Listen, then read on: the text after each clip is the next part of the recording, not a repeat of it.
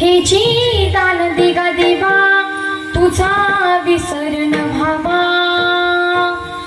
गुन्हा गाईन आवडी हेची माझी सर्व जोडी, न लगे मुक्ती धन संपदा, न लगे मुक्ती धन संपदा, संत संग देई सदा, गुण गाईन आवडी हेची माझी सर्व जोडी, तुका म्हणे गर्भवासी सुखे घालावे आम्हासी, गुण गाईन आवडी हेची माझी सर्व जोडी. विठ्ठला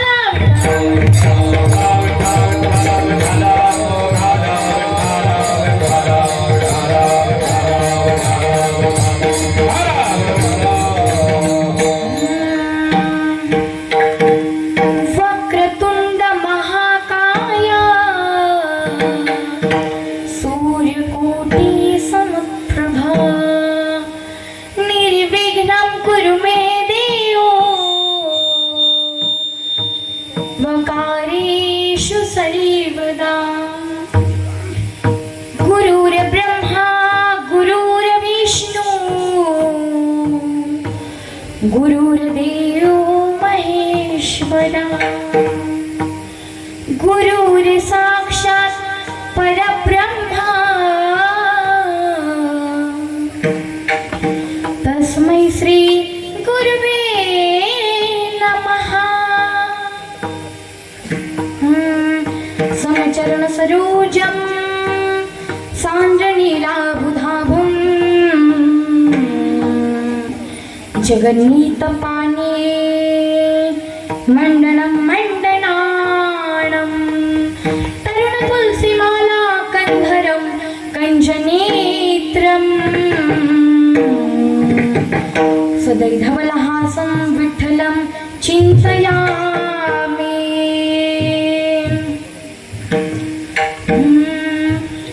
नमो जन्मभूमी जिथे जन्मले मी, नमो कर्मभूमी जिथे वाढले मी, नमो लक्कापूर भूमी जिथे ज्ञान पावन झाले मी, नमो महाराष्ट्र भूमी जिच्यासाठी येऊ कामी, मस्तक माझे पायावरी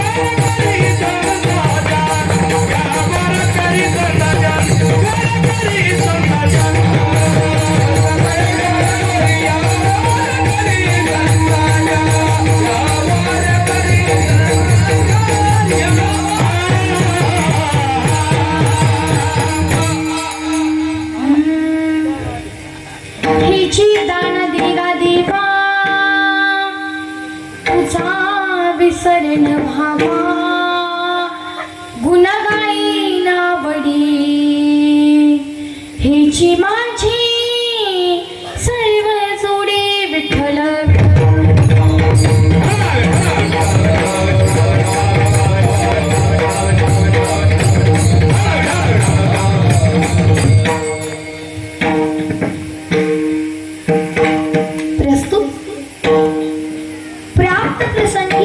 स्थळे कीर्तन रूपी सेवेकरिता निवडलेला अभंग, जगद्गुरु जगद्वंदनीय देहुनिवासी पंचम वेद निर्माते, फक्त निर्माण करणारे नव्हे तर तळागाळापर्यंत पोहोचवणारे.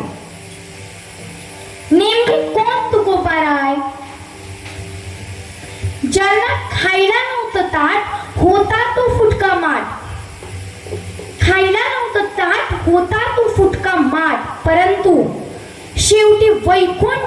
वाट असे असणारे जगद्गुरु तुकोबाराय यांचा 4 चरणाचा तुमच्या आमच्या परिचयाचा आणि पाठांतरातील असणारा अभंग आज या ठिकाणी कीर्तन रूपी सेवेकरिता निवडलेला आहे. विठ्ठल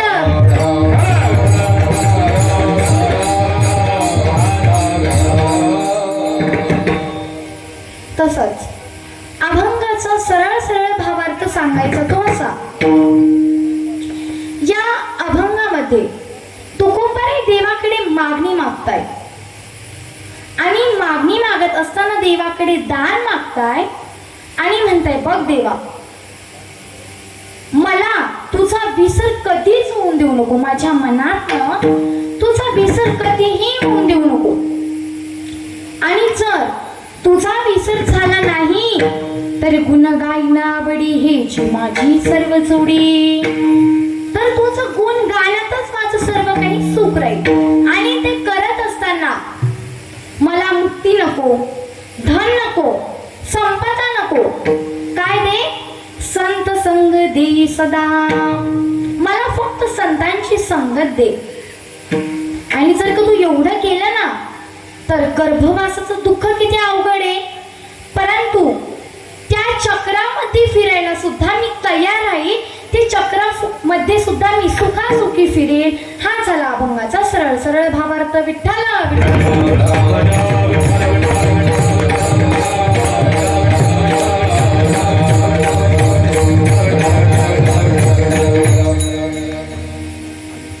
तसंच पवित्र नाम पवित्र प्रभू रामचंद्रांच्या पदस्पर्शाने पावन झालेला हा नाशिक नगरी आणि या नाशिक जिल्ह्यामध्ये पंचवटी आणि या पंचवटीमध्ये श्री साईनगर या ठिकाणी सालाबाद प्रमाणे सुरू असलेला अखंड हरिनाम सप्ताह आणि या सप्ताहातील 7व्या दिवसाची सेवा माझ्यासारख्या अज्ञान पालक बांबऱ्याकडे देण्यात आली. हे मी माझे परम भाग्य समजते. सेवेला गे सेवक झालो.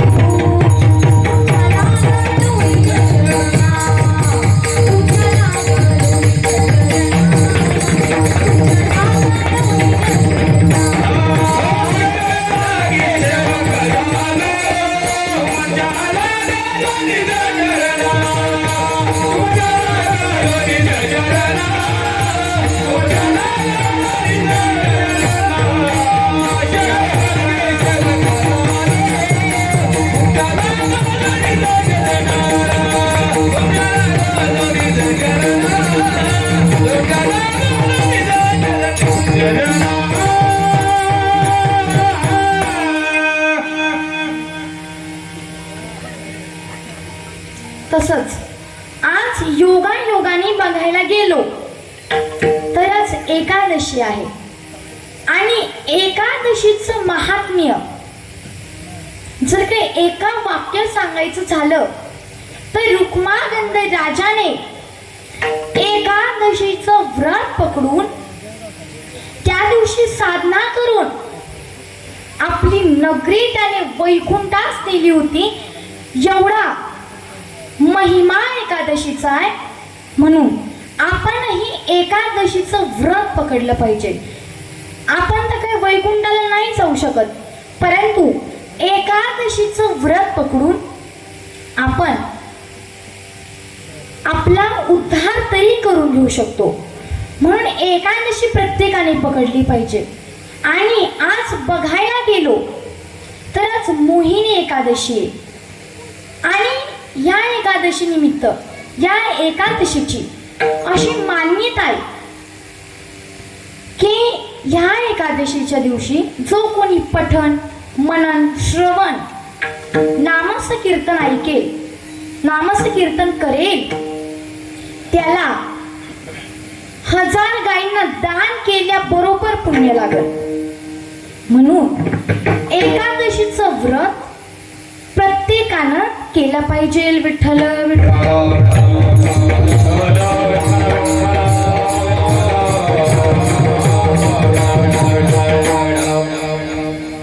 तसंच आज माझं भाग्य असं की ज्या ठिकाणी प्रभू रामचंद्र येऊन गेले, ज्या ठिकाणी त्यांचे चरण लागून गेले, अशा ठिकाणी आज योगायोगाने मला या ठिकाणी कीर्तन करण्याचा योग आला, हे मी माझं परम भाग्य समजते. आणि खरं तर आपण संपूर्ण जण एवढे भाग्यवान आहोत की ज्या ठिकाणी प्रभू रामचंद्र येऊन गेले अशा ठिकाणी आपण राहतो. आपण प्रभू रामचंद्रांचे कट्टर भक्त आहोत. परंतु तरी सांगताना कुठेतरी आठवतं की संपूर्ण भारतामध्ये किमान 75 ते 80% हिंदू आहेत.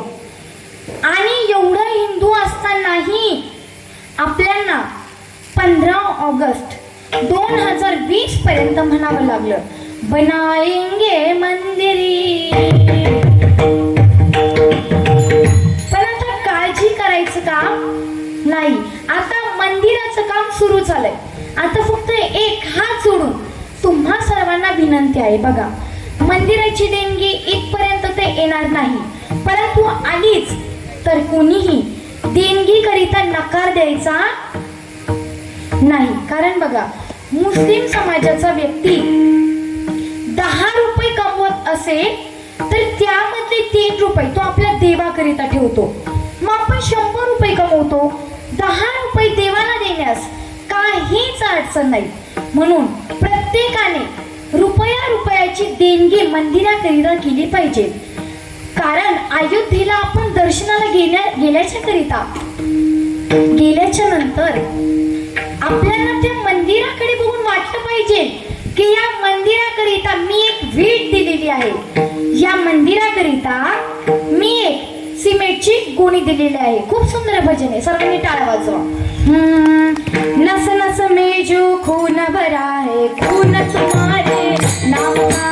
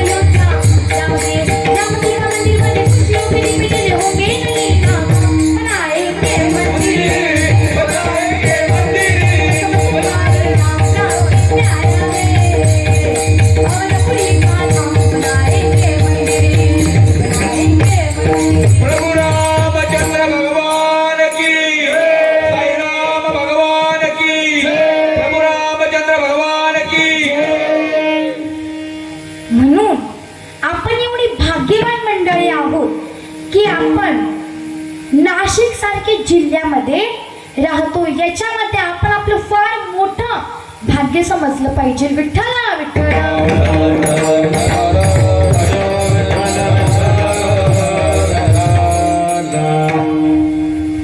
तसंच बघा, या ठिकाणी माझ्या बालबुद्धीप्रमाणे मला जसं काही बोलता येईल ते मी बोलण्याचा प्रयत्न करेल. कारण महाराज, या ठिकाणी नारदाच्या गादीवर बोलणं एवढं अवघड आहे. पखवाज वाजवणं, गायन करणं हे फार अवघड आहे. जर का पखवाज वाजवायचा म्हणला तर आळंदीवर मी बघते घाटावर रात्रभर मुलं आणि सकाळी 4 वाजेपासून रियाज करतात. पूर्ण हातातून रक्त येईपर्यंत रियाज करतात. साधना असते प्रत्येक गोष्टीची. गायन म्हणलं की हिवाळ्यामध्ये सकाळी 4 वाजता उठून फक्त ओमवर किमान 2 ते 3 तास प्रॅक्टिस करावी लागते. आणि तसंच या ठिकाणी नारदाच्या गादीवर बोलणं हे फार अवघड आहे. कारण एकदा कोरोनाचा काळ होता आणि फार लोकांची त्यावेळी मृत्यूची संख्या वाढलेली होती. आणि तसंच एके वर्षी श्राद्धाच्या निमित्त एके ठिकाणी माझं कीर्तन होतं. त्या ठिकाणी कीर्तन सुंदररित्या पार पडलं. कीर्तन झाल्यानंतर एक असेच काका आपलं मनोगत व्यक्त करण्याकरिता पुढे आले. माईक घेतला व म्हणाले, बाबा बालकीर्तनकार ओविताई उगले यांनी सुंदर प्रकारे या ठिकाणी कीर्तन रूपी सेवा पार पडली. त्याबद्दल त्यांनी ही कीर्तन रूपी सेवा पार पाडली त्याबद्दल संपूर्ण ग्रामस्थांकडनं, भजनी मंडळाकडनं ताईंना भावपूर्ण श्रद्धांजली. म्हणलं की आयुष्यच पूर्ण केलं या मित्रमाचं. म्हणजे सांगायचं तात्पर्य असं आहे की या ठिकाणी नारदाच्या गादीवर बोलणं फार अवघड. तसंच एके ठिकाणी मी बाजाराला गेले आणि त्या ठिकाणी गेल्याच्या नंतर एक आजीबाई अशा विंचू विकत बसलेल्या होत्या. मी त्यांच्याकडे गेले किंमत विचारायला. मला काही घ्यायची नव्हती, फक्त विचारायला गेले. त्या ठिकाणी गेल्याच्या नंतर म्हणलं, आजी काहो हा सर्वात लहान विंचू कितीला आहे? त्या आजी म्हणाल्या, बाळा 10ला आहे. म्हणलं त्याच्यापेक्षा जरा जो मोठा आहे 2 नंबरचा तोही झाला. 3 नंबरचा सर्वात मोठा तोही झाला. म्हणे आजी विंचूंची उंची कमी उंची आहे, काहींची मोठी आहे, तरीही यांची किंमत एकच. उंची लहान मोठी असतानाही किंमत एकच कस काय?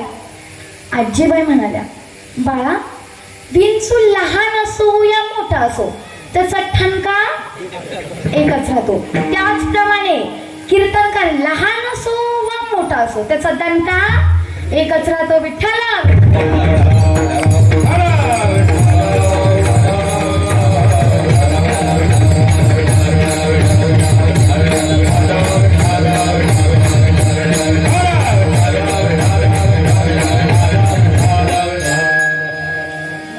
बघा, या अभंगामध्ये तुकोबाराय देवाकडे मागणी मागताय. काय मागताय? मागणी मागताय. परंतु संत मागणी तर मागत नाही आणि जे मागणी मागतात ते संत नाही. मग तुकोबारायांनी या अभंगामध्ये मागणी कस काय मागितलेली आहे? कारण तुकोबारायांच्या गाथेमधील जेवढे अभंग आहेत त्या अभंगापैकी 1,400 अभंग मागणी प्रकरणातील आहे. आणि गाथेमध्ये एक प्रमाणही असं आहे की काही मागणे हे आम्हा अनुचिता वडिलांची रीता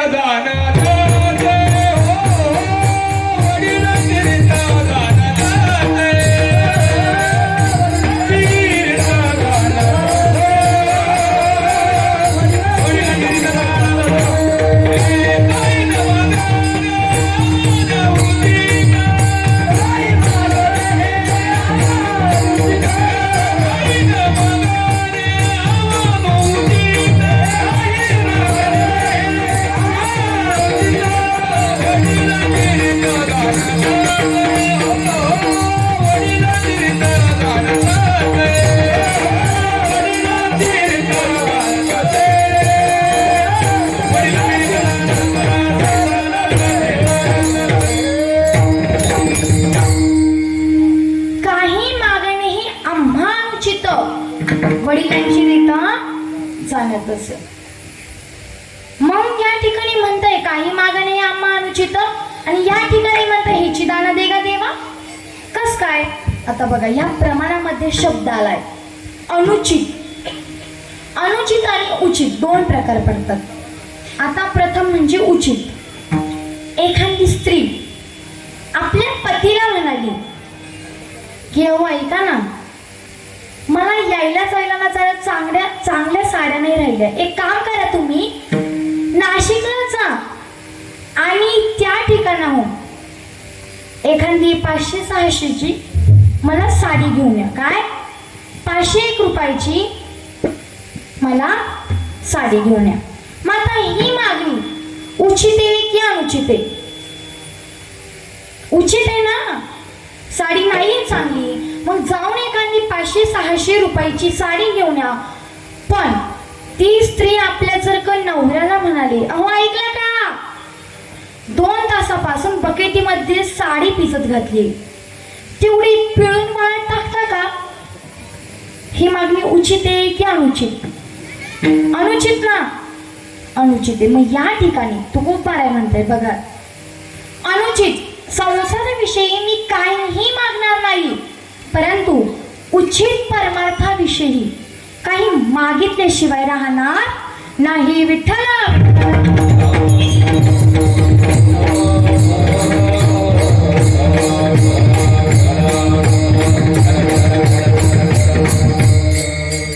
आणि तुकोबाराय म्हणताय ही फक्त माझी एकट्याची रीत नाही, वडिलांची रीत, ही आमच्या वाडवडिलांपासून चालत आलेली रीत आहे. आता ज्यांनी तुकोबारायांच्या वंशामध्ये ज्यांनी परमार्थाची सुरुवात केली ते म्हणजे विश्वंभर महाराज. तुकोबारायांचे वडील बोल्लोबा, आई कनकाई. आता दरवेळेला बोल्लोबा वारीला जायचे आणि वारीला गेले आणि वारीहून आले की कनकाई मातेंना सांगायचे, कनकाई ऐकलं का ग? म्हणे बोला ना मालक. म्हणे ग काय ते पंढरपूरचं वातावरण, काय ते फुगडा, काय ते महाराज लोक, काय तो पहाटेचा काकडा, येऊ नाही वाटत ग घरी पुन्हा. ज्या वेळेस असं वर्णन कनकाई मातेंना बोल्लोबा सांगायचे त्यावेळेस माझ्या कनकाई मातेच्या डोळ्यांमधनं अश्रू यायच्या, गही करून जायच्या त्या, आणि म्हणायच्या का हो, काय तुमच्या देवाने मला कमी केलंय? 12 गावची जहागिरी, सोनं नाणे, राहिला मोठा वाडा आहे, मग का मला नेत नाही? आता प्रश्न पडावा. विश्वंभर बाबापासून चालत आलेली ही वारी ज्याच्यामध्ये थोडंही खंडन पडलेलं नाही, मग अशामध्ये कनकाई मातेला का आपल्या वारीला नेलं नसावं? कारण बघा, स्त्रियांची एक खोड असते, कोणत्याही देवाला गेल्या की काही मागितल्याशिवाय पुन्हा येत नाही. मग त्यावेळेस बोल्लोबांना चिंता वाटायची की जर का हिने देवाकडे काही मागितलं तर माझ्या चालत असलेल्या वारीला, आमच्या चालत आलेल्या परमार्थाला पट्टा लागल्याशिवाय राहणार नाही. यामुळे बोल्लोबा त्यांना वारीला नेत नसायचे. परंतु हो नाही करता करता निघाले वारीला. मजल दर मजल करत जात होते. आता बोल्लोबाने कनकाईला सांगून ठेवलं होतं की देवाकडे काही मागायचं नाही. गेले एके ठिकाणी मुक्कामाला थांबले. पुन्हा कनकाईला आवाज दिला, ए कनकाई, देवाकडे काही मागू नको. जरा रागच आला होता. काय घरापासून टोन लावलंय मागू नको म्हणलं ना, नाही मागणार. चिडल्या होते जरा. पुन्हा गेल्या. त्यांचं मजल करत करत पंढरपूरला पोहोचले. पंढरपूरला गेल्याच्या नंतर बोल्लोबा निघाले पुरुषाच्या रांगेमध्ये आणि कणकाई माता निघाल्या स्त्रियांच्या रांगेमध्ये. पुन्हा बोललोबा म्हणाले, ए माय, हात जोडून सांगतो गो, काही देवाकडे मागू नको. आता ही तुकोबारायांच्या वडिलांची परिस्थिती होती. निघाले. माझ्या कणकाई मातेने देवासमोर आल्या. कणकाई मातेने हे देवाचं रूप पहिली बार बघितलं होतं. एवढं सुंदर रूप. वर हा पीडा मनट वर वपू कर्णयो कर्णकारो बिभरत वासम सनकन प्रशौदे वैजयंतीच माला. एवढं सुंदर रूप त्या देवाचं बघितलं. जर का आपल्यासारखे सुंदर लोक जर का समोर कोणी बघितले तर लोळ पडती, जळ पडती. मग देवाने जे एवढे सुंदर लोक या भूतलावर बनवले, तो देव किती सुंदर असेल.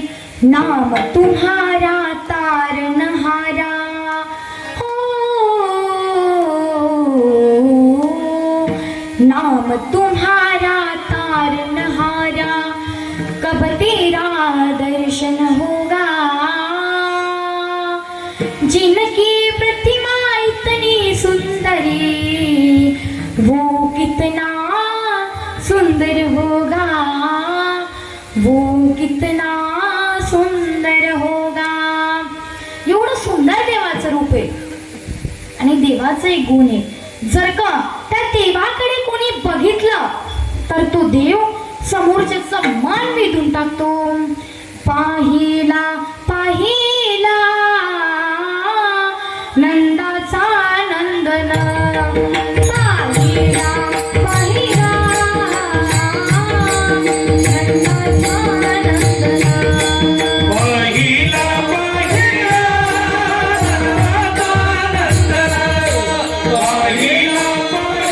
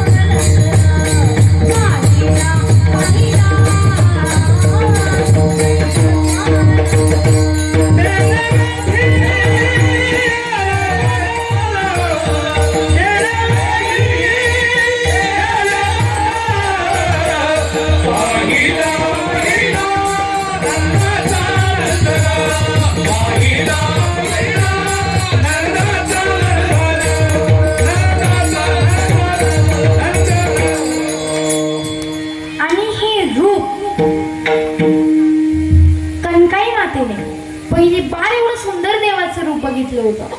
कणकाई माता बोलू लागल्या, देवा मी किती दुर्भाग्य आहे रे, किती दुर्भाग्य माझं. माझ्या वंशाच्यापासनं, आमच्या पूर्वजांपासनं तुझ्या वाऱ्या करताय आणि मी आणखीन तुझ्या दर्शनाला आलेली नव्हती. किती दुर्भाग्य आहे मी. हे सर्व काही मनात बोलत होत्या आणि बोलता बोलता बोलता बोलता आलंच मनात, ओ देवा ऐक ना. म्हणे बोला ना. म्हणे किती दिवस आम्ही दोघांनी तुझ्या वाऱ्या करायचे रे. किमान आमचा वंश वाढू दे म्हणून नाही, पण वारीचं खंडन होऊ नये म्हणून तर एखादा पुत्र जन्माला घाल ना. आलंच मनात. आता कणकाई माता पुढे निघाल्या, पाठीमागनं बोलोबा आले. देवाने दरवेळेला बोलोबा आले की देवाची मान खाली राहायची. आज लांबून जय जयकार घातला. म्हणे ओ देवा, ओ बोलोबा, राम राम. बोलोबाला वाटलं केलीच या कणकाईने काहीतरी काशी. म्हणे का हो देवा, मी आलो का दरवेळेला तुमची मान खाली राहायची, आज मान वरती काढलीच कशी? देव म्हणाले, बोललो बा, काळजी करू नका, आज मी व्याजासहित नील चालू. काय काय सांगितलं होतं ना, काही मागू नको. कस काय मागितलं तू देवाकडे? ओ मालक, तुमच्या गळ्याची शपथ घेऊन सांगते हो, देवाकडे मी काहीच मागितलेलं नाही. मग देवाने मान कस काय वरती काढली? का हो देवा, ती तर म्हणते काहीच मागितलेलं नाही, मग तुम्ही मान वरती काढलीच कस काय? म्हणे बोललो बा, तोंडाने बोलल्या नाही, पण मनात बोललेलं काय मला कळत नाही. बोललो बा म्हणाली कणकाईला, बरं आता पुन्हा देवाकडे जा आणि सांग, पुत्र दे, पण असा दे जो तुझ्याच वाऱ्या करेल, गाईन ते तुझंच गुणगान गाईल. गेल्या कणकाई माता देवाला सांगितलं, आणि खरंच असे पुत्र जन्माला आले, असे पुत्र जन्माला आले की तुकाराम महाराजांचा शिंक, जांभळी आणि खोकला हे सोडलं तर कशातच वेळ वाया गेला नाही. शिंक, जांभळी, खोकला, ती तुका वेळ वाया गेला, ती तुका वेळ वाया गेला, हे सोडलं तर कशातच तुकोबारायांचा वेळ वाया गेला नाही. आणि माझ्या तुकोबारायांना एवढं वेळ लागलं होतं, एवढं वेळ लागलं होतं. किती वेळ लागलं होतं? वेडा झालो, वेडा झालो रे, झालो रे, वेडा झालो, वेडा झालो रे, हे झालो रे, झालो, वेडा झालो रे, झालो रे, वेडा झालो, वेडा झालो रे, झालो रे, वेडा झालो, वेडा झालो रे,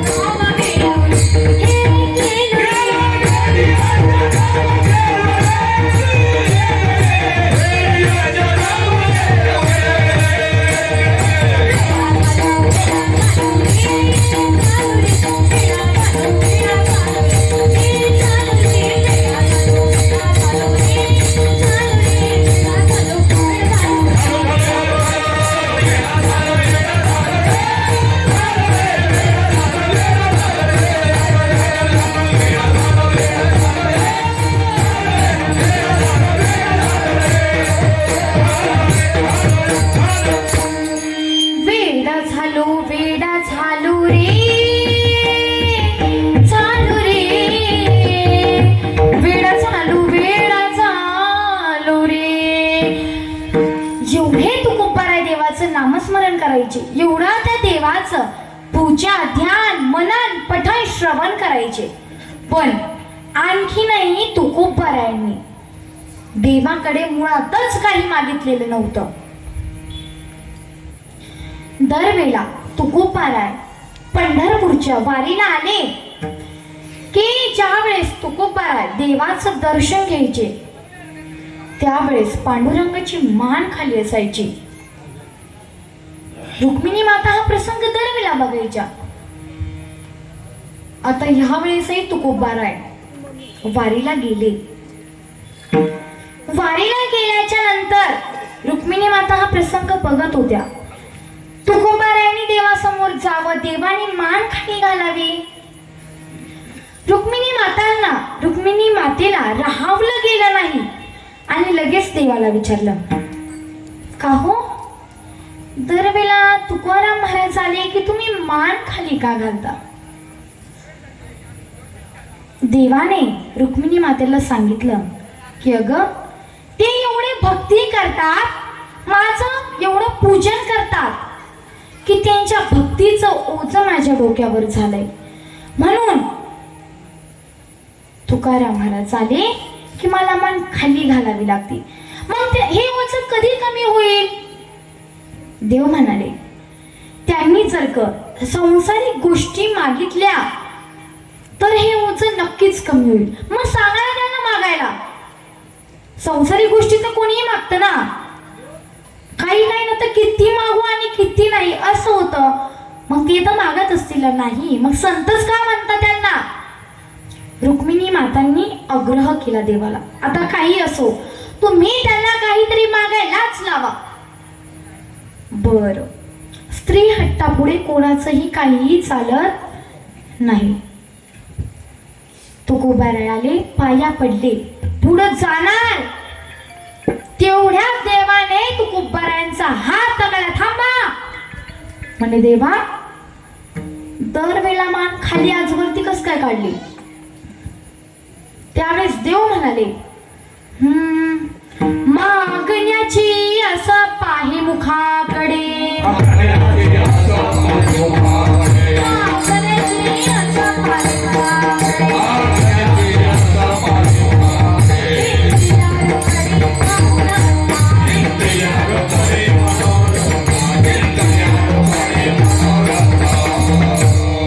मागण्याची असं पाही मुखाकडे, बिंदिल्या रोकडे म्हणू नका.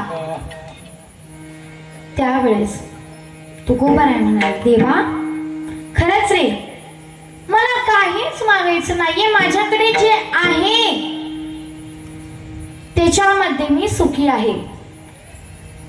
नाही, आज तुम्हाला तसं जाऊन देणारच नाही, काहीतरी मागावंच लागेल. पण देवा, मला काही नकोय, साधा तुझ्या सुतळीचा तोडाही नकोय. देव म्हणाले, हो तुकोबा, काही काही लोक माझ्याकडे पूर्ण यादी करून येतात, तरी मी त्यांच्या तोंडाकडे बघत नाही, आणि तुम्हाला मागा मागे म्हणतोय, तर काय चालेल नाही मागायचं?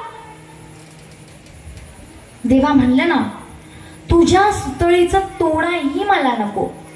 जरा देव चिडले, सुतळीचा तोडाही नको म्हणता, मग दर्शनाला काय येता? पर्यायी आवडी दर्शनाची.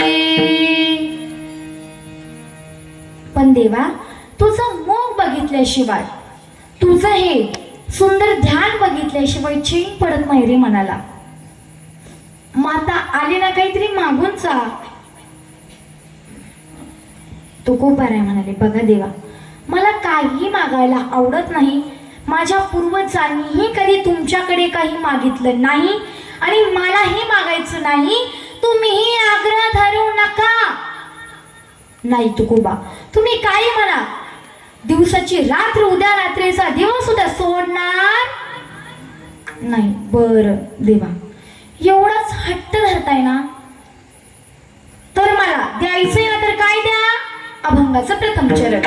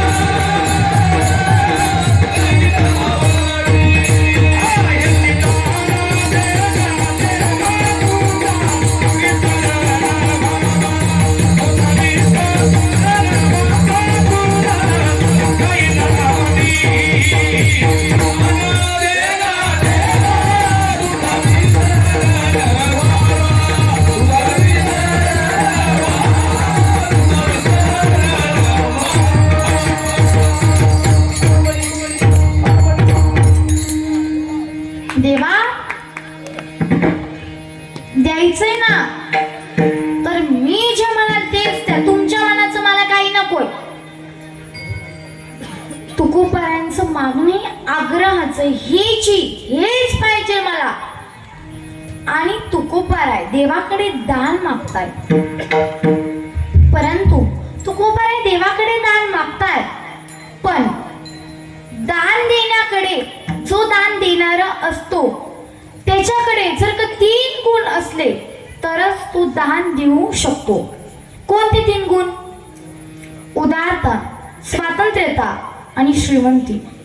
जर का हे 3 गुण देणाऱ्याकडे असले तरच तो दान देऊ शकतो. आता संयोजक आयोजकांना बऱ्याचदा अनुभव असतो, ज्यावेळेस एखाद्या पाटलाकडे देणगी मागायला जातात. पाटील विचारतो, कस काय ना केलं? काही नाही बुवा, सप्ताह ना गावातला. सप्ताही तर मग काय देणगी? काय उठलं सुटलं का पाटलाच्या घरी निघाले? उठलं सुटलं का पाटील? उठलं सुटलं का पाटील? आमचंच घर दिसतं का पहिले?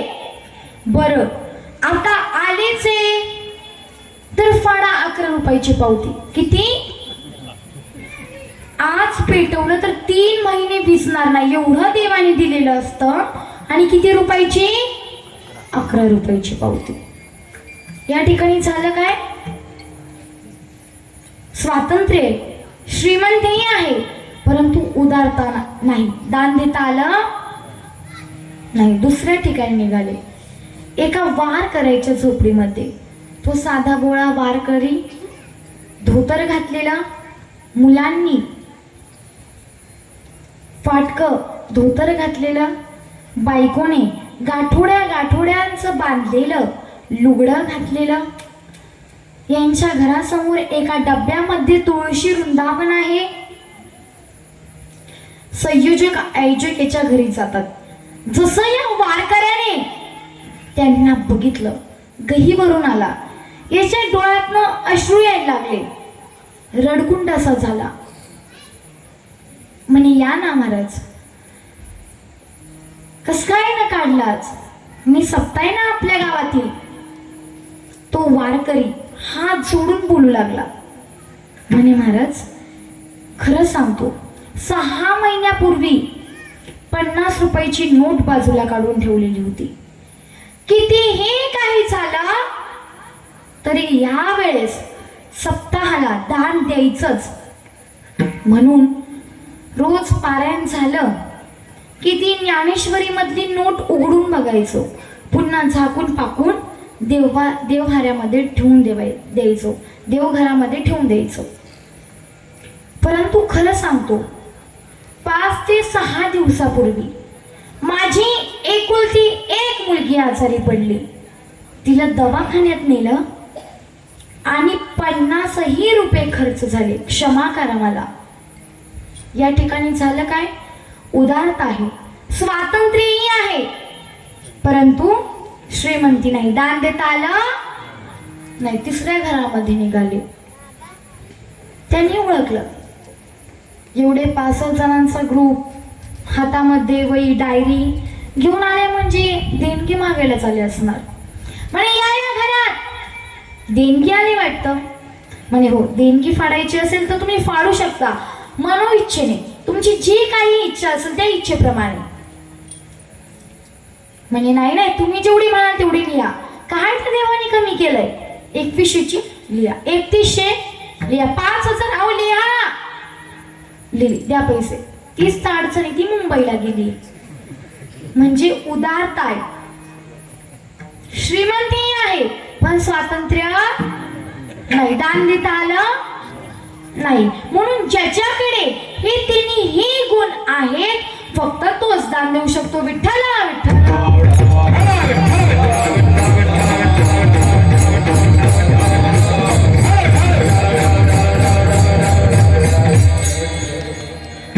मग देवाकडे हे 3 गुण आहेत का? उदारता, स्वातंत्र्यता, श्रीमंती आहेत का? आता प्रथम बघू उदारता.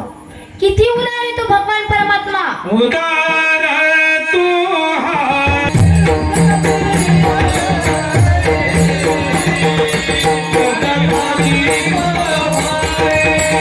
काय तो भगवान परमात्मा? ज्या ध्रुवमाळाने फक्त बापाची मागितली आणि मनोभावाने भजन केलं. कसं भजन केलं? नारायण श्रीमद नारायण श्रीमद नारायण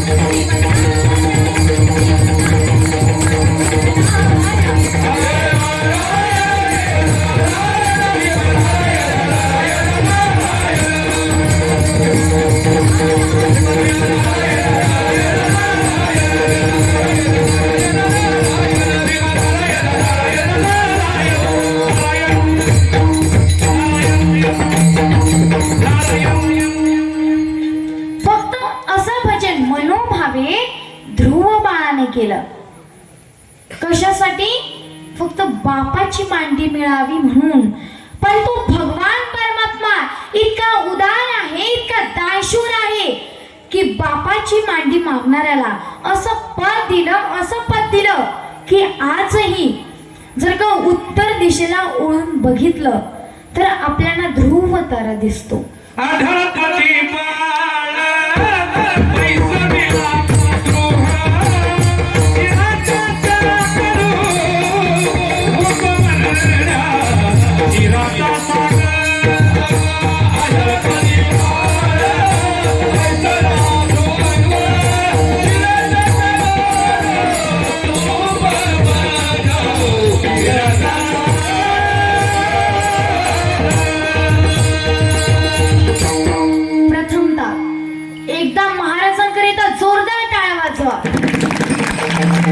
एवढं सुंदर गायन, असं वाटतं की ते गायला लागल्याच्या नंतर देव इथे नाचतो का काय. एवढं सुंदर गायन करतात. परंतु यांनीही याच्यासाठी फार घासलेले साधना केलेली आहे. एवढं सुंदर गायन ऐकून असं मन तृप्त झाल्यासारखं वाटतं. जर का असं असेल तर आपण जागरण घेऊ रात्रीचं. तयार आहे ना सगळे? एकदा भजन करा विठ्ठला.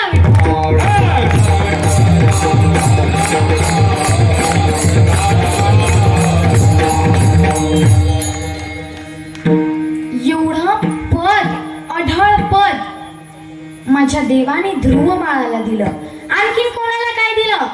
फक्त जो पोहे घेऊन, कच्चे पोहे घेऊन, भाजलेले नव्हते, कच्चे पोहे घेऊन देवाच्या भेटी करीता आला त्या सुदाम्याला सोन्याची नगरी दिली.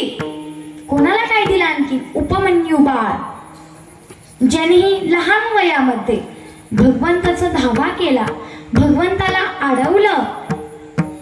त्या उपमन्यूलाही शिराचा सागर उपमन्यू फक्त एक वाटीभर दूध मागितलं होतं. किती? वाटीभर. पण वाटीभर दूध मागणाऱ्याला समुद्रभर दूध द्यावं एवढा त्याचं दानशूरत्व आहे, एवढा तो उदार आहे. मग आता तो उदार आहे झालं, तो श्रीमंत आहे का? ज्याच्या पायाची दासी लक्ष्मी आहे तो तो कस काय श्रीमंत असणार नाही? ज्या लक्ष्मी मागे आपण धावतो, जी लक्ष्मी आपल्या हातात यावी म्हणून आपली दिवस रात्र धडपड चाललेली असते, ती लक्ष्मी त्याच्या पायाची दासी आहे. ती लक्ष्मी त्याच्या पायाची सेवा करते. एवढी श्रीमंती त्याची आहे. आणि त्याला स्वातंत्र्य आहे का?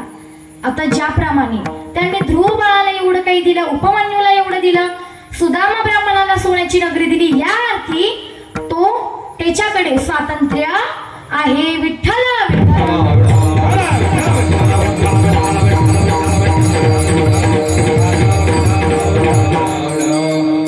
म्हणजे त्या भगवंताकडे तीनही गुण आहेत. आणि भगवंत तुकोबरायांना दानही देऊ शकतो. मग तुकोबरायांनी कोणतं दान मागितलं? तुझा विसरण व्हावा. देवा बघ, माझ्या मनामधनं कधीही तुझा विसर होऊ देऊ नको. काय म्हणाले? तुझा विसर होऊ देऊ नको. कारण आपल्याला एखाद्या गोष्टीचा विसर केव्हा होतो? जेव्हा आपल्याकडे एखादी दुसरी गोष्ट येते, म्हणजे आपल्याकडे दुसरी एखादी नवी गोष्ट येते, त्यावेळेस आपल्या जवळ असणाऱ्या देवाचा, आपल्या जवळ असणाऱ्या अथवा गोष्टीचा आपल्याला विसर होतो. देवा बघ, तुझा आठव मला आहे, हा सध्या योग आहे माझा, पण तुझा विसर माझ्या मनातनं झाला की हा क्षेम होईल. म्हणून तुझा विसर माझ्या मनातनं होऊ देऊ नको. उदाहरणार्थ, मुंबईमध्ये सर्वात मोठी झोपडपट्टी, दिवाळीचा सण. त्या झोपडपट्टीमध्ये कुटुंब असं होतं,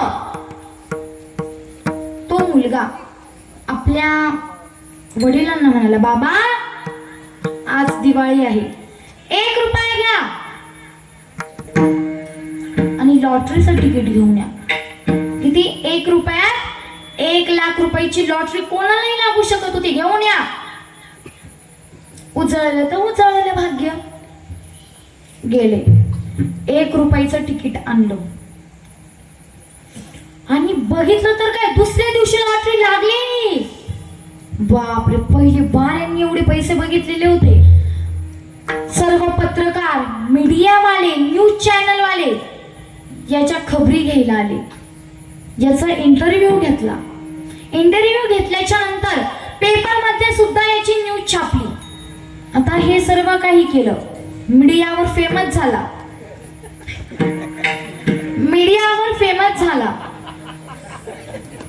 आणि असं झाल्याच्या नंतर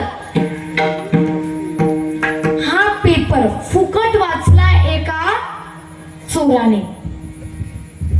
चोर म्हणाले, 1 लाख रुपये महिनाभर चोरी करायची गरज नाही. आता यांनाही पहिली बार यांनी एवढे पैसे बघितलेले होते. सर्व गाव झोपून दिलं. सर्व गाव झोपल्याच्या नंतर 12 वाजता खाली चादर अंथरली. त्या चादरीवर बॅग ठेवली, एका बाजूला हा, एका बाजूला ही. थुंका लावून लावून पैसे मोजत होते. आता 12 वाजेपर्यंत यांनी झोपून दिलं, पैसे मोजताय. आणि 12:30लाच चोर आले. दरवाजा खटकवला. उघडा दार. घाबरले. पैसे एका बॅगीमध्ये भरली. बॅग एकदम लांब लोटली बेडच्या खाली.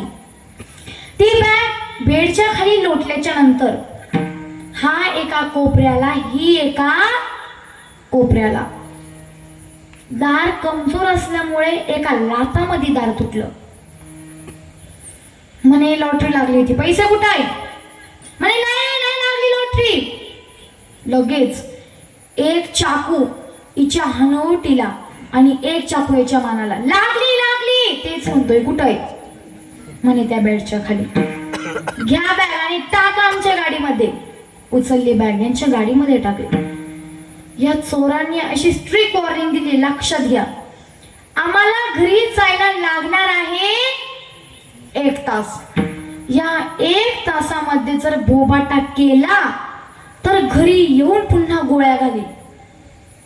म्हणे तुम्ही टेन्शन घेऊ नका हो, सकाळचं पहाटे 4ला कोंबडं जरी ओरडलं तरी आम्ही ओरडणार नाही, निश्चिंतपणेचा.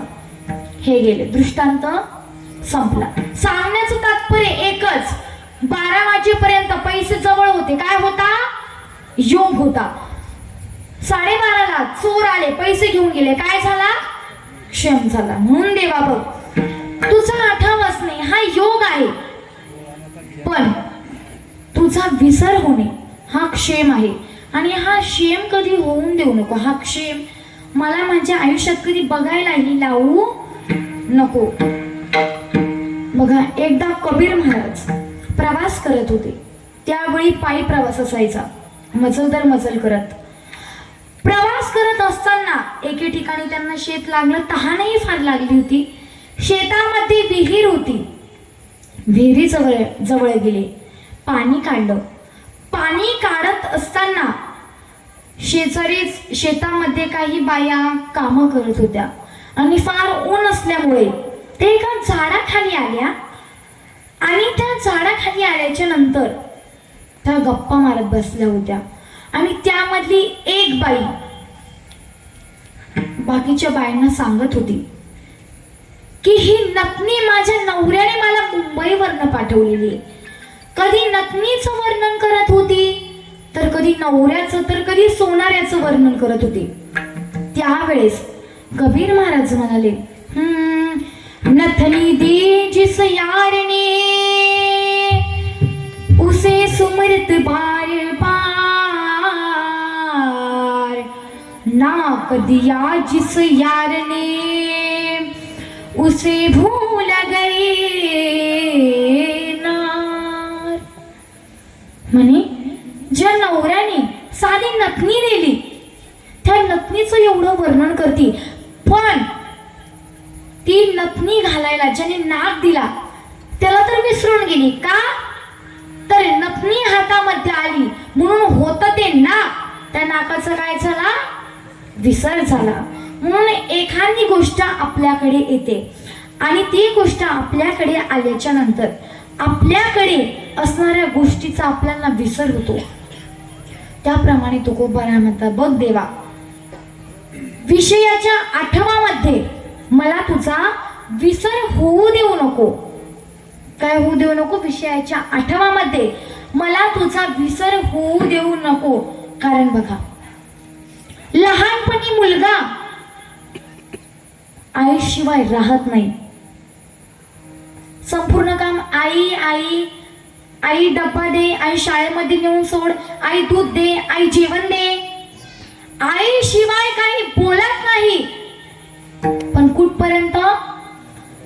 लग्न होईपर्यंत, सुपारी फुटेपर्यंत. एकदा की लग्न झालं, बाहेरून आला. आईला विचारलं, कुठे गेली ही? म्हणे, बाबा दळण दळायला गेली रे ती. दळण दळती बाहेर. कशावर? जात्यावर. म्हणे, गावातल्या गिरण्या काय जळाल्या का?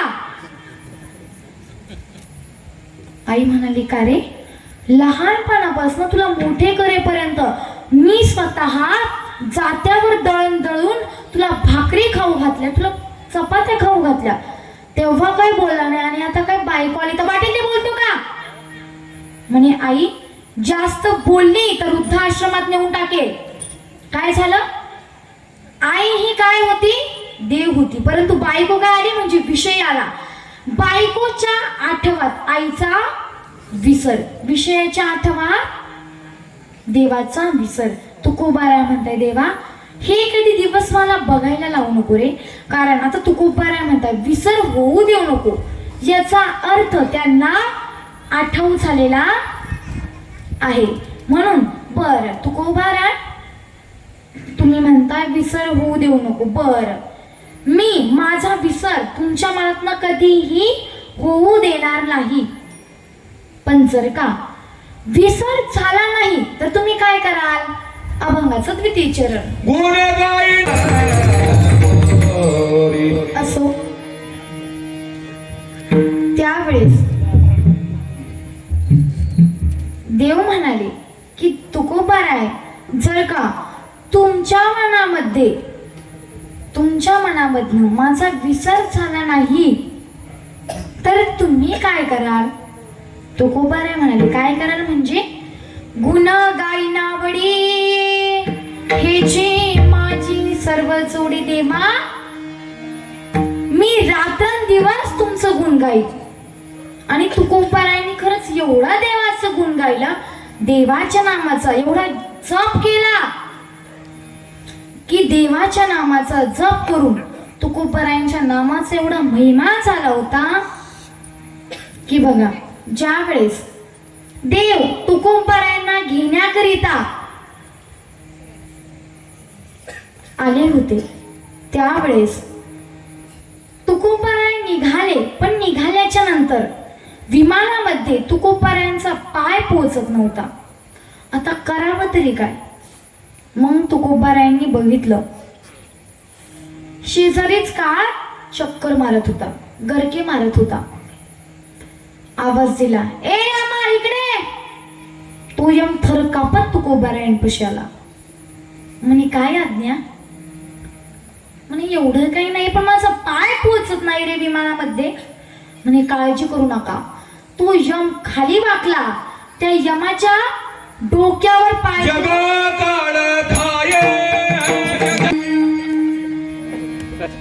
एवढा महिमा माझ्या तुकोबारायांच्या नामाचा झाला होता. तुकाराम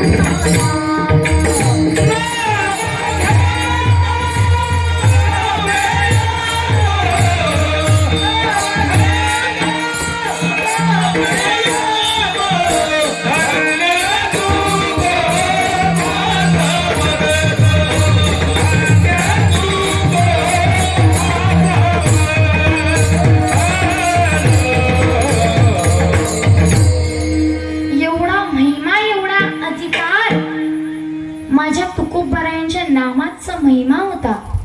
का तर तुकोबारायांनी प्रथम देवाचं नामस्मरण केलं होतं, देवाच्या नामाचा जप केला होता.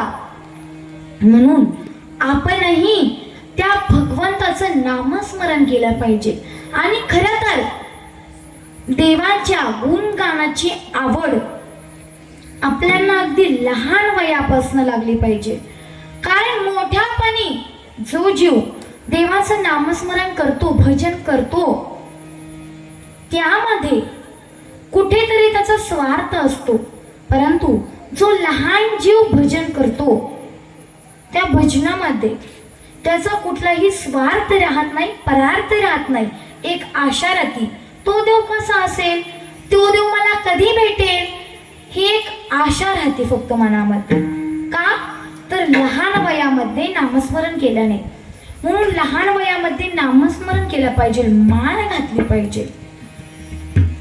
नाहीतर काही मुलांना लहान वयामध्ये माळा घालायची म्हटली की म्हाताऱ्या माया म्हणतात, म्हातारे माणसं म्हणतात, काय म्हातारा झाला का तू माळा घालायला?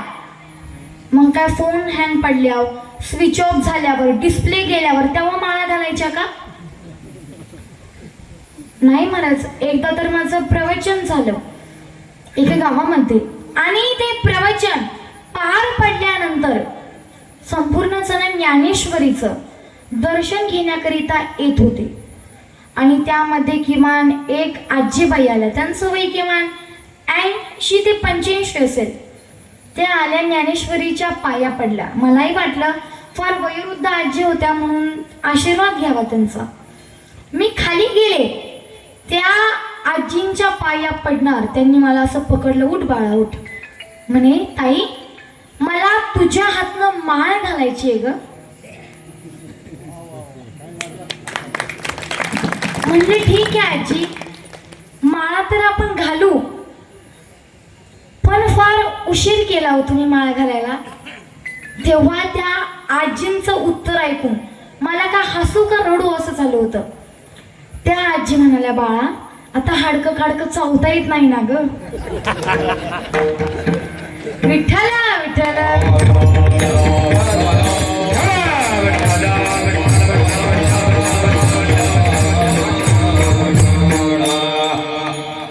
म्हणून लहान वयामध्ये, लहानपणापासून भक्तीचं रोप खरं उगवतो, जे माझ्या नामदेवरायांचं उगलेलं होतं. अगदी माझे नामदेवराय 5 वर्षाचे होते. दामाशेट्टी आणि गुणाई हे नामदेवरायांचे आई वडील होते. त्यांचा व्यवसाय होता कापड विकणे. एकदा असंच दामाशेट्टी गोनाईला म्हणाले, गोनाई, कापड विकण्याकरिता मी बाहेर चाललोय, पण नेमकं दामा गेलाय कुठं, नामा कुठे गेलाय. गोनाई माता म्हणाला, तो कुठे जाणार, एक तर खेळत बसणार, नाही तर संपूर्ण मुलं गोळा करून भजन करत बसेल. हे ऐकल्याच्या नंतर दामाशेट्टीने नामदेवांना आवाज दिला, नामा, ए नामा इकडे. नामदेवराय आले आणि म्हणाले, बोलावलं बाबा. म्हणे हो. म्हणे ऐक, आता मी चाललोय बाहेर गावी कपडे विकण्याकरिता, कापड विकण्याकरिता. मग आम्ही गेल्याच्या नंतर घरात मोठे कोण. नामदेवराय म्हणाले, मी.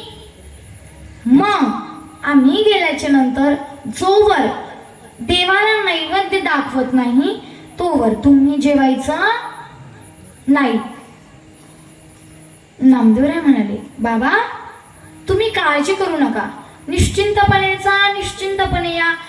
देवाला नैवेद्य खाऊ घातल्याशिवाय मी खाणार नाही. दामाशेट्टी गेले. दामाशेट्टी गेल्याच्या नंतर गोनाई मातेने सायंकाळी माझ्या नामदेवरायांकडे 5 पक्वान्नाने भरलेलं ताट नामदेवरायांच्या हातात दिलं. नामदेवरायांनी ते ताट घेतलं, मंदिरामध्ये जाऊ लागले. अगदी 5 वर्षाचे नामदेवराय मंदिरामध्ये गेले, ताट ठेवलं, ताट समोर ठेवलं, पाणी फिरवलं, श्लोक म्हणाले आणि म्हणाले, देवा आता मी डोळे बंद करतो, पटकन आणि जेवण करून जा, नैवेद्य ग्रहण करून जा. नामदेवरायांनी डोळे बंद केले. एक डोळा उघडा करून बघत होते. देव आला नाही आणखी. पुन्हा डोळे उघडले. देवा का आणखीन आले नाही. हा रुसलात का बाबा आले नाही म्हणून आज. काळजी करू नका, मी तर आलोय ना, पटकन आणि जेवण करा. पुन्हा डोळे बंद केले. एक डोळा उघडा ठेवून बघायचे, तरीही देव आले नाही. देव आले नाही. पुन्हा नामदेवराय चिडले आणि म्हणाले, ऐका देवा, आता जर का आले नाही तर माझं हे मस्तक तुझ्या चरणापाशी आपटून घे. असं बोलल्याबरोबर त्या मूर्तीतनं थरथरत तो देव बाहेर आला आणि नामदेवरायांच्या हातून देवाने जेवण केलं. देवाने नामदेवरायांना खाऊ घातलं. का तर अगदी 5 वर्षाचे नामदेवराय, जे रोप दामाशेट्टीने लावलेलं होतं ते आणखीन उगलेलं नव्हतं, पण जे रोप माझ्या नामदेवरायांनी लहान वयामध्ये लावलं ते रोप लगेच उगलं. त्यामुळे लहान वयामध्ये भक्ती करताना असा फायदा राहतो की त्या भक्तीमध्ये स्वार्थ राहत नाही, फक्त राहतो तो आपला भोळेपणा.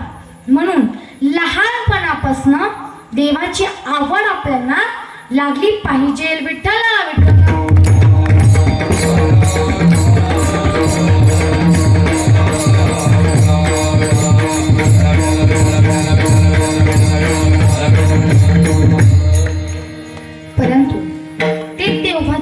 मुलं.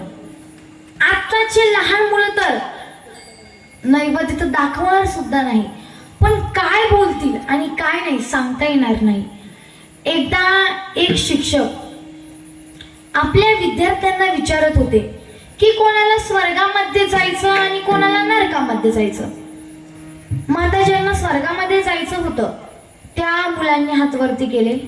कोणाला नरकामध्ये जायचं उरलेल्यांनी हात वरती केले.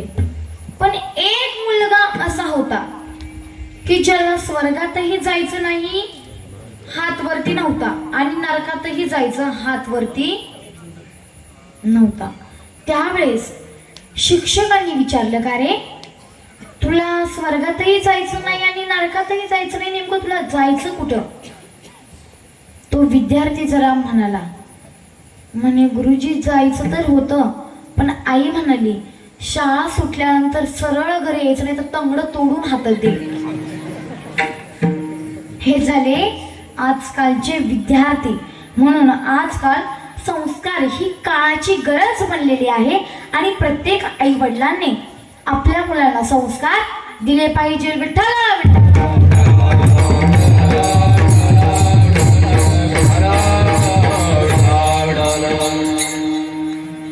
आपला विषय हा चालू होता की तुकोबारायांनी देवाचे नामस्मरण करून स्वतःच्या नामाचा किती मोठा महिमा करून घेतला होता. मग महाराज जर का तुकोबारायांच्या नामाचा महिमा मोठा होऊ शकतो तर आपणही त्या भगवंताचं नामस्मरण केलं तर आपला महिमा मोठा होऊ शकत नाही. कारण नामस्मरण करण्याकरिता जिस देश में जिस वेश में परिवेश में रहो राधा रमन राधा रमन राधा रमन कहो. नामस्मरण करण्याकरिता कुठल्या देशामध्ये जन्माला आलो, कुठल्या वेशामध्ये राहतो, कुठल्या जातीमध्ये जन्माला आलो हे बघितलं जात नाही. नामस्मरण करताना आपला कोणता भाव आहे ते बघितलं जातं. म्हणून आपण आवडीने त्या भगवंताचं नामस्मरण केलं पाहिजे. कारण देवाला काय आवडतं? आवडे देवासी तू ऐका प्रकार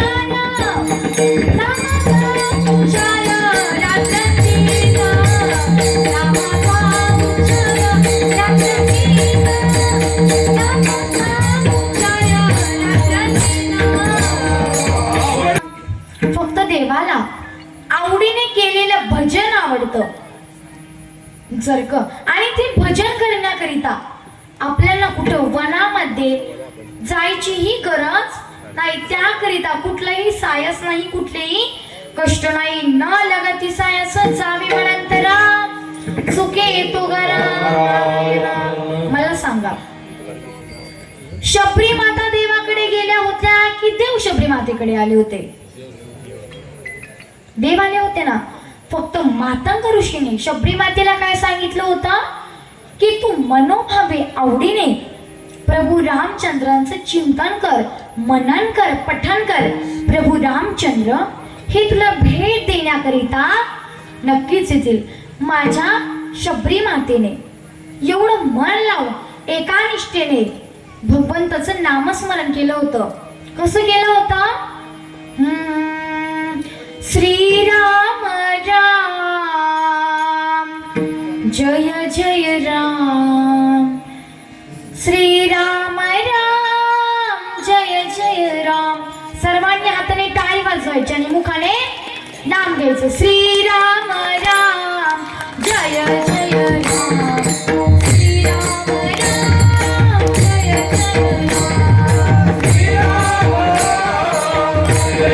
राम.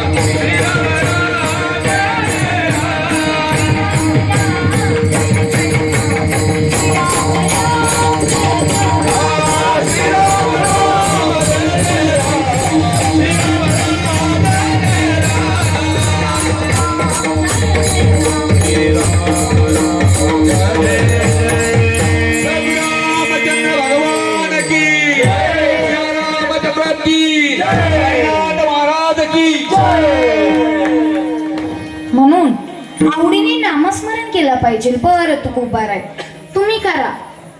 परंतु एवढ्यावर तुकोबाराय थांबले नाही. आता देव म्हणाले होते ना मागणी मागा, मग आता मागतच आहे तुकोबाराय. मागणी मागत मागत असताना म्हणतात की देवा, मला आणखीन काहीतरी पाहिजे. आणि काय पाहिजे? अभंगाचं तृतीय चरण. मला द्या मुक्ती धन. मला मुक्ती, धन, संपदा काहीच नको. परंतु द्यायचं असेल ना तर मला संत संगत दे. कारण संतांची संगत ही एवढी दुर्लभ आहे ना. तात मिले पुनी मात मिले, सुत भ्रात मिले, युवती सुखदाई. राज मिले गजबाज मिले, सब साज मिले, मनोवांछित पाये. देवा, यामधलंही मला काहीच नको. हे लोक मिले, विधी लोक मिले, सुर लोक मिले, बैकुंठ बिजाई. कहीं निपट निरंजन लाल, सब कुछ मिले, परि संत समागम दुर्लभ रे भाई. देवा, यामधलं मला काहीच नको. मला काय दे? फक्त संतांची संगत दे. आणि जर देवा तुम्हाला एवढा दिला ना तर गर्भवासाचं किती दुःख आहे. तर त्या चक्रामध्येही, त्या दुःखामधनं फिरायलाही मला काहीच हरकत नाही. अभंगाचं चौथं चरण. कमने गर्भ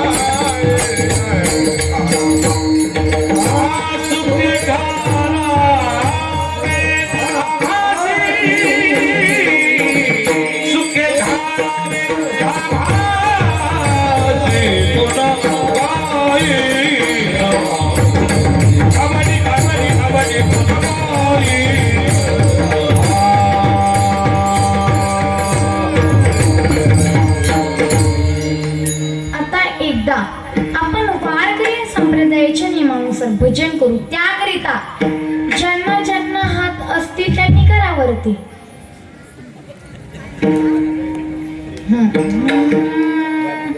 विठोबार कुमार, जय जय जय विठोबार कुमार, जय जय जय जय विठोबार कुमार, हरे विठोबार कुमार, जय विठोबार, हरे विठोबार कुमार, हरे विठोबार